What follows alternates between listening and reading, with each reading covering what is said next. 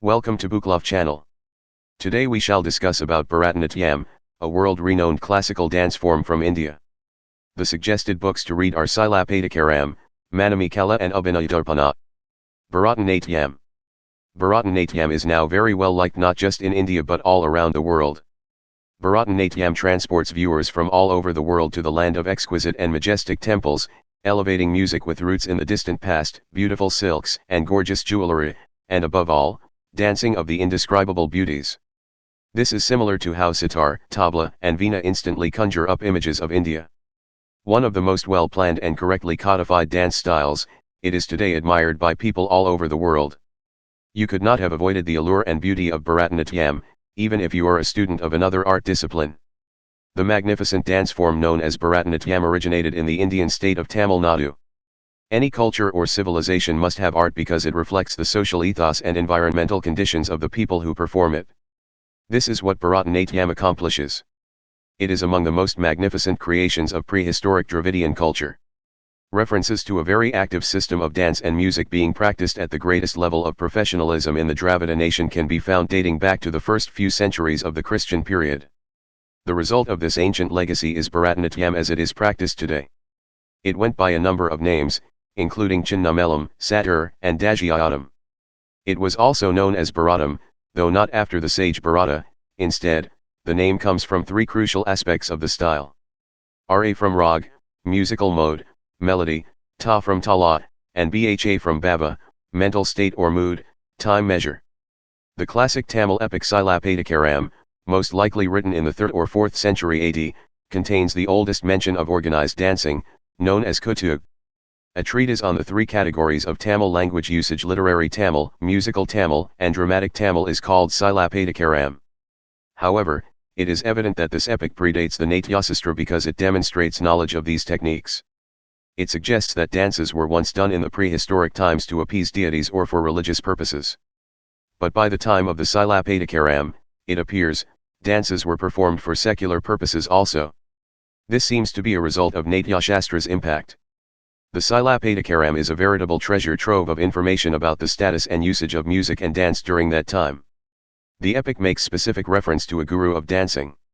The guru was able to seamlessly blend the various dancing stances with the Vilaku tunes. He was well versed in the Sangpatu's defined norms for the 11 different ways to move one's body and limbs. Of the resonating instruments, the drums, the dance, the adal; of gestures, the payadal, which were of 8 varieties; of the measure beats, the payani, which were either the hands or the mental discs, the talams; and of the time beats, the tukka. He understood when one hand should be used for gesturing, pindai, and when both hands should be utilized, pinayal, during the performance of the dancing art made up of the aforementioned components. He also understood when hands should only be used to demonstrate activities, talurkai, and when an elegant effect should be employed only, allurkai. There are requirements for musicians as music teachers, mridangists, songwriters, flautists, and players of the yaz, a predecessor to the veena, among others. History of Bharatanatyam. It is impossible to trace the history of what is known as Bharatanatyam today, much like with the other traditional dance forms. It undoubtedly has roots in either the Dravida or Tamil cultures of antiquity. Since ancient times, the Dravidian culture has thrived in the country's deep south. When the Aryans arrived in our nation via the northwestern routes from Central Asia, it was a fairly clearly defined culture. The Silapadikaram makes mention of the 11 kuttas, or styles of dance, many of which were performed by various deities on particular occasions. Even though their names were very much Tamil, the Hindu deities had already assimilated into the Tamil religious culture by this point. Additionally, forms like the Avinay Kuttu, Abhinay, the Shanti Kuttu, etc. are mentioned in the Silapadikaram. At this point, Jainism had spread over the entire south, and many of the Jain beliefs had begun to affect southerners' social lives. The epic Silapadikaram and its twin Manamikala are two brilliant examples of Tamil literature's illustrious past. Dance at this point seems to be of a secular nature. There is a correlation between Tamil literature and the evolving and changing religious beliefs. There was beautiful Tamil literature produced by Shaivism and Vaishnavism as these two sects became deeply ingrained in Tamil culture. The Aham and Param poetry, which were collected in anthologies, were among the magnificent secular works that emerged about the same time, in the 4th and 5th century AD, collective books. These poems are likely to have had a significant impact on Tamil culture as a whole. Their secular foundation gradually gave way to a religious foundation, producing spiritual poems. Tamil culture reached its pinnacle during the rule of the Chola rulers of Tanjavur, 9th century to 11th century AD. It produced magnificent temples with exquisite, classical sculptures, many of which depicted dancing stances or sequences, as well as superb architecture. In particular, the temples in Chidambaram, Tanjavur, and Kumbakonam have tall gopurams, entry gates, with superb dancing sculptures that are based on the Natya Shastra's principles. The Chola rulers were avid supporters of dance and music and hired many Devadasis to work in their magnificent temples. These Devadasis were extremely talented musicians and dancers who gave performances in the temples while praising the god. Different dynasties frequently supported the arts, passing down this royal patronage legacy over the years. The kings supported gurus and performers since songs and dance were a favorite type of royal entertainment. Though we cannot claim with absolute certainty that what they performed was Bharatanatyam as we know it today, it is certain that the system found in the Silapatikaram persisted and prospered, albeit with modifications as time went on and societal demands changed. The Maratha kings of Tanjavu's court is where we first witness a very clear concretization of dance practice in terms of its form, content, and repertoire in the 18th century. In addition to being outstanding art patrons, these Maratha kings were also accomplished poets and musicians. The current repertoire of Bharatanatyam was finalized at King Sirfaji's court by the renowned Tanjore quartet, four brothers, Chinnaya, Panaya, Vadivalu, and Shivanandam. All things Indian were forbidden after the British took over. Particularly, the Indian way of life was under constant threat. Indian dance was not permitted to be performed in temples because the British deemed it to be vulgar. Local kings and zamindars lost their money and authority when the British came to control. As a result, they stopped supporting the arts. Without any monetary or societal support, the arts began to decline. Under the influence of the British, even the educated Indians began to avoid Indian dance and music. Then the movement for independence began. There were two Bharatanatyam rescuers in Tamil Nadu. Until now, this wonderful practice had been preserved in some way by the devoted Devadasis. But now, these two people Sri Krishna Ayar and Smt Rukmini Devi Arundale, who had been heartbroken by the decline of this art, began making extremely ardent attempts to bring it back to its former beautiful state. This all occurred over 80 years ago. But today, as a result of their efforts and sacrifices, Bharatanatyam is at its height of achievement and glory. The spiritual base of Bharatanatyam. Historically, the dancing female Devadasi, a servant of God, had the honorable distinction of engaging in this sublime skill. Although this system has roots across the nation, it seems to have a particular significance in the South. The practice of committing girls to the dancing tradition is documented frequently in Indian history. The girls are known as Ganaka in the north and Kudiyar or Virali in the south. According to the Natya Shastra tradition, Natya, which includes dance and music, is to be performed for the enjoyment of the king and afterwards his subjects. According to Indian belief, God is the greatest king and as such, he deserves to be amused. What better way to do this than with Natya?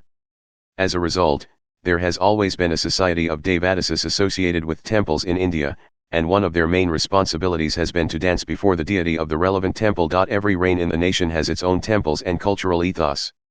These Devadasis were God's servants as well as outstanding intellectuals and artists, and despite challenging circumstances, it is they and their noble spirit that have preserved this art. Bharatanatyam is intended to be a votive offering laid at the Lord's feet. As a result, it is important to keep in mind that the majority of the things are either religiously or philosophically motivated or are simple bhakti lyrics praising the Lord's glory. However, it also includes elements that are of a secular nature. Even though it's meant to be a solo performance, there might occasionally be more than one dancer. Technique. Technically speaking, Bharatanatyam contains a thoughtful blending of Nrita and Nritya. Nrita. The Adavyu is the primary and most fundamental unit of Nrita. It consists of an initial or fundamental stance, followed by a variety of steps and motions. The rhythmic syllables that each Adavyu is danced to are referred to as solas. In fact, a large number of the Adavas are named after certain solas. There are roughly 18 of these basic Adavas, and each has sub-varieties. Some of these families contain 8 to 9 variants, resulting in a fantastic repository of Nrita patterns when all the types from each family are combined. The Advaivas are really utilized in the objects by combining them to form pure Nrita patterns. A jati, a passage made by connecting the Adavas, has an unusual rhythmic pattern. there is a unique set of adavas called tirmana advas that must be performed 3 times at the conclusion of such a jati. The very precise and well-defined lines that the entire body, particularly the torso and the arms, have to maintain are heavily emphasized in the Bharatanatyam style. It has an angularity that is both crisp and alluring due to the erect and upright position of the torso and the graceful stance of the shoulders thrown back. Nritya. Naturally, the rasas listed in the Natya Shastra are used by Nritya. Nritya in Bharatanatyam. These rasas are used to interpret the Sahitya extremely skillfully, songs. The majority of these lyrics, songs, were taken from the Tanjore Quartet and South Indian saint poets' works. In recent years, eminent musicians have added to the repertoire of Bharatanatyam Nritya by writing lyrics with various depths. Abhinaya Darpana and Bharatanatyam. Regarding Angika Abhinaya, Bharatanatyam style uses Nandikeshwara's Abhinaya Darpanam. The Abhinaya Darpanam adds the previously mentioned pratyangas as a third group of limbs in addition to the angas and upangas and their defined movements. It should not be assumed that this text has been used entirely in this context. The manuscript is thought to have been composed sometime in the 10th century. Thus there may be some moves that aren't used in the Bharatanatyam style. Thus, changes must have occurred in the intervening years. When a dancer needs to improve their technique, they frequently consult Abhinaya Darpanam. Music in Bharatanatyam. The music is in the traditional Carnatic Tala system manner. The Tanjore Quartet, some contemporary poets, and South Indian saint poets were mostly used as sources for the songs and lyrics for the Nritya, also known as Abhinaya items. Repertoire. 1. Alarippu, this Nrita component serves as the introduction. Note, an item known as Tudayamangalam or Pushpa Anjali may occasionally come before an Alarippu. Following Tudayamangalam is frequently a dish named Kothivam. 2. Jatiswaram, another Nrita item, this one. It is a group of jatis, a string of adavas, danced to a rag svaras. 3. Shabdam, an item from a Nritya recital that utilizes the Sattvika Abhinaya for the first time. It expresses spiritual affection and is addressed to a divinity. 4. Vamam, a deft blending of Nrita and Nritya, this item is intricate and sophisticated. When bhakti, love, for the Lord is expressed, it is typically addressed to a deity. It uses both the svaras and the jatis of the rag. Sahitya lyrics are inserted between each of these. 5. Padam is a genuine Nritya item. It is a devotional song that illustrates a bhakta's spiritual adoration for his deity. The most profound human emotions are portrayed in this object. 6. Jaavali, yet another Nritya composition type that is typically of a secular nature. It typically symbolizes a heroine's, nayaka, love for the nayaka, hero. 7. Tillaana, a pure Nrita piece performed as the final offering in a recital of Bharatanatyam. A few renowned performers. Smt Rukmini Devi Arundale, Shri K. Kalyansundaram, Smt Raji Narayan, Smt Kalandi Narayan, Shri C. V. Chandrasekhar, Shri Udyar K. Laxmanan, Smt Saroja Vadyanathan, Smt Vyajyanthimla Bali, Dr. Padma Subramanian, Smt Chitra Vishvesvaran, Smt Alarmal Valley, Smt Malvika Sarakai, Smt Sucheta Chafikar, Smt Leela Sampson. Thank you for watching this wonderful video. You can write your comments in the comments section. Please like and subscribe Booklove channel. The aim of this tutorial is to motivate you to read a copy of the book and start reading. Happy reading and goodbye.